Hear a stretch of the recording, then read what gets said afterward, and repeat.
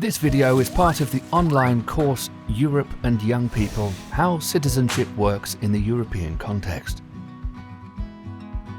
Europe as a cultural and political entity.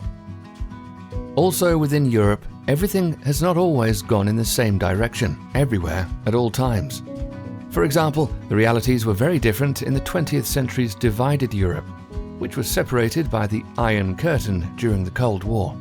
However, after the fall of the Berlin Wall and the collapse of the communist regimes in Eastern Europe, the idea of Europe and European integration, as it was comprehended initially in the West, became a perspective for the Eastern European countries as well. We'll talk a bit more about that later. Anyway, in post-1989 Europe, there was a political and social consensus to make unification happen. Some other kind of circumstances would have resulted in a different kind of Europe to where we live today. We make history, also European history, as we go. It's an ongoing, dynamic and very political process where different narratives and ideas about what Europe is and who is included prevail at different times. How European people, communities and cultures develop is also an ongoing process. Similarly, like the Europeans who emigrated en masse to other parts of the world and took their culture and way of life with them, in contemporary Europe, there are traces of people and cultures which have their origins far away from here. But they're here today. Some are newcomers and some have been here for centuries. We were all newcomers at one point if we look far enough. Unlike some people think, there's no point in history when Europe was homogeneous, inhabited only by white people, or Christians, for example. European populations have always been, and still are, changing and mixing constantly. The idea of distinct ethnic tribes, which developed into the nationalities of today, mostly occurred as late as the 19th century. Europe today is a mixture of different kinds of people, as well as cultures, lifestyles, ideologies, political orientations, and belief systems which are forming, mixing, and reforming. Most likely, diversity describes Europe better than any fixed characteristics we could pinpoint. But how is Europe dealing with diversity? What is the political response to it? Reading the news might give the impression that Europe is very much divided. But looking back, it has been a lot worse. Peaceful coexistence in Europe has not always been self-evident. And in fact, countless wars were fought in the past, of which the most devastating were the two world wars. In their aftermath, there was a plea to find a way to secure peace, democracy, and respect for the rule of law and human rights in Europe.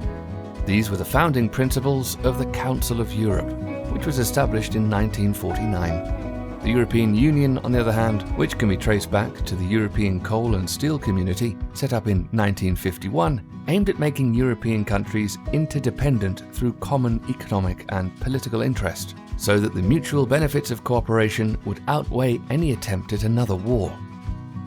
With time, the European Union has increasingly covered also more civic and social aspects of integration, and its current 28 member states have defined and committed to respect basic values within the Union, namely human dignity, freedom, democracy, equality, the rule of law, and human rights.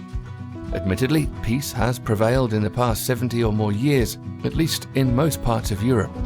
Political commitment for the basic values, sometimes more solid than some other times, has remained until these days, and Europe has become very prosperous in comparison to how it was after the war.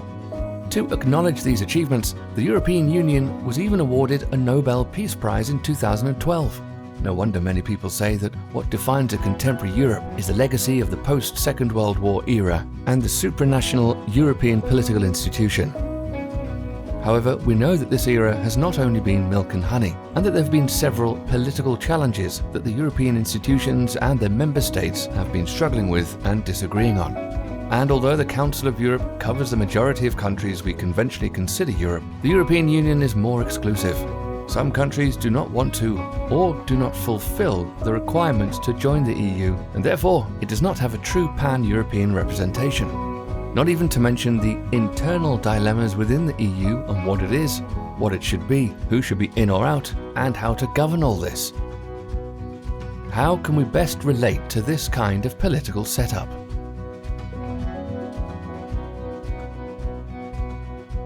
This video is part of the online course Europe and Young People: How Citizenship Works in the European Context. The course has been funded with support of the Erasmus Programme in the field of youth.